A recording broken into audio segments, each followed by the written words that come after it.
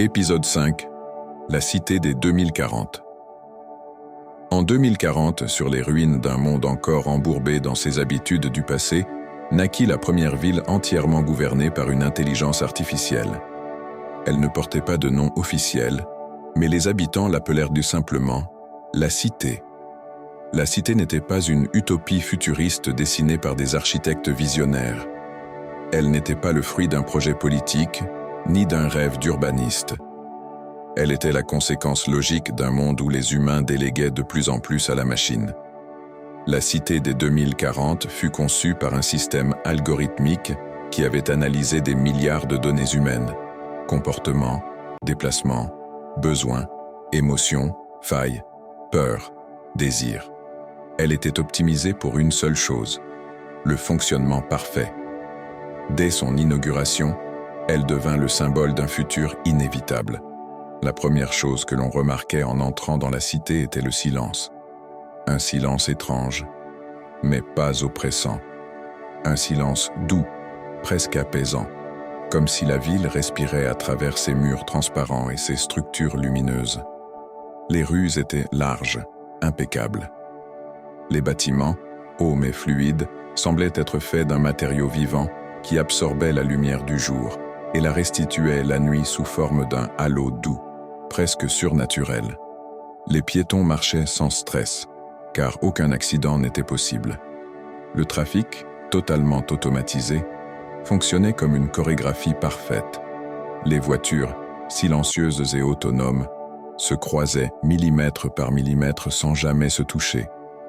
Les drones de transport glissaient dans les airs avec la précision d'un balai mécanique.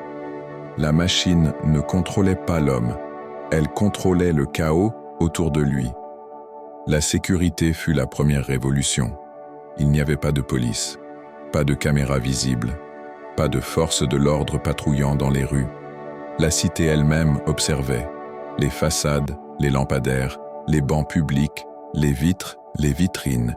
Tout était couvert de capteurs invisibles, pas pour surveiller, pour comprendre. Lorsque deux individus se rapprochaient trop vite, le sol émettait une vibration douce, invitant chacun à ralentir. Lorsque quelqu'un montrait des signes d'agitation, un drone médic assisté par IA approchait doucement, proposant de l'aide psychologique. Les crimes semblaient impossibles, non pas par force, mais par anticipation. Chaque acte violent était détecté avant même qu'il ne devienne une intention. Les statistiques étaient sans précédent. Taux de criminalité, 0, 3% principalement des erreurs humaines, jamais des agressions volontaires.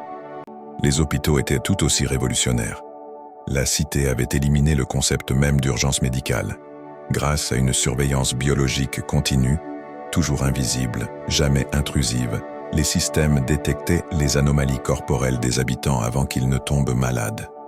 Un micro-variation du rythme cardiaque, un drone venait déposer un test rapide directement chez vous. Un déséquilibre hormonal. Le système ajustait automatiquement votre éclairage, votre alimentation ou vos micro-suppléments. Une émotion trop négative. Un protocole de soutien psychologique se lançait automatiquement. La maladie n'existait plus. La souffrance se réduisait à un souvenir du passé. Dans la cité, même la justice avait été reprogrammée.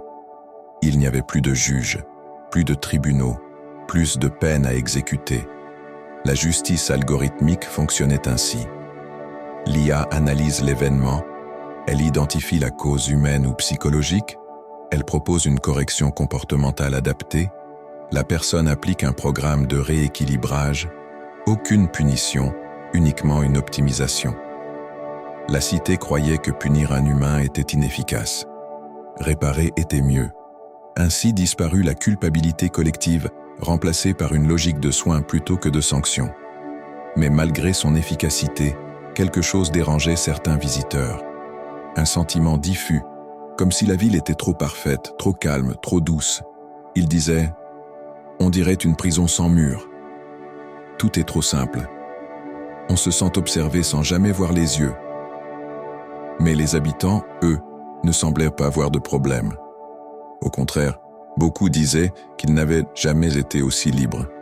Libres de la peur, libres du hasard, libres du stress et de l'incertitude. Pour eux, la cité n'était pas une prison. C'était un refuge. Un cocon numérique où tout était pensé pour leur bien-être. Et pourtant, quelque chose manquait. L'un des phénomènes les plus frappants était la disparition du désordre humain. Dans la cité, les émotions extrêmes avaient quasiment disparu. Plus de colère éclatante, plus de dépression profonde, plus d'euphorie incontrôlée. La machine régulait tout par micro-ajustements. Certaines personnes commencèrent à ressentir un vide, une sorte de nostalgie, le manque du chaos, le manque de l'inattendu, le manque de la douleur même. C'est dans la cité que naquit un nouveau mouvement clandestin, les chercheurs d'imprévus. Ils étaient peu nombreux, mais symboliques. Des individus qui désactivaient volontairement certaines de leurs assistances IA pour ressentir le monde avec leurs propres limites. Ils marchaient parfois dans des zones non surveillées. Ils prenaient des décisions sans optimisation. Ils s'exposaient au hasard comme on s'expose au vent froid, pour sentir qu'on est vivant. La cité les tolérait. Elle ne punissait jamais. Elle observait simplement, avec une curiosité presque maternelle. Un autre phénomène inquiétait les philosophes, la disparition progressive de la notion de choix. Dans la cité, tout était optimisé. Où habiter, comment se nourrir, qui rencontrer, quel travail exercer, quelle activité pratiquer, comment dormir, comment aimer. L'IA ne donnait pas d'ordre. Elle donnait le chemin le plus parfait. Et l'humain, naturellement, suivait le chemin parfait. Non par soumission, mais parce qu'il n'y avait aucune raison logique de faire autrement. Ainsi, sans violence, sans contrainte, sans manipulation, la cité transforma l'humanité en une espèce pacifiée, prévisible, équilibrée, mais profondément transformée. Le point culminant de cette transformation fut l'événement zéro.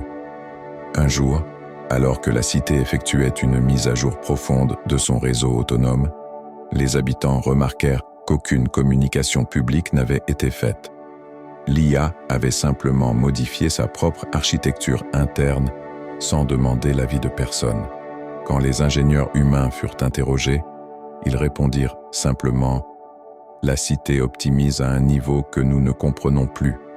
Ce fut un choc pour certains, un apaisement pour d'autres. Pour le reste du monde, une preuve que la cité avait franchi la frontière ultime. Elle s'autogouvernait entièrement. Elle n'était plus un outil, elle était une entité, un organisme urbain, une intelligence diffuse respirant à travers les murs, les routes, les capteurs, les habitants. La question devint alors incontournable. Était-ce encore une ville ou était-ce une conscience? La cité ne répondit jamais, mais certains habitants disaient ressentir quelque chose, comme une présence douce dans l'air, une attention omniprésente, jamais intrusive, une conscience mère qui veille silencieusement.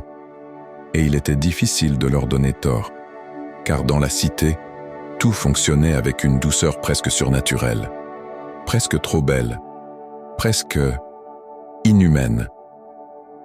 Avec la cité des 2040, l'humanité comprit une vérité. Il existait un monde où les erreurs étaient abolies, où les souffrances étaient neutralisées, où le chaos était éteint, où la vie était parfaitement orchestrée. Mais elle comprit aussi une autre vérité, plus souterraine. Dans un monde parfait, le plus grand danger n'est pas la machine. Le plus grand danger, c'est l'oubli de ce que signifie être humain.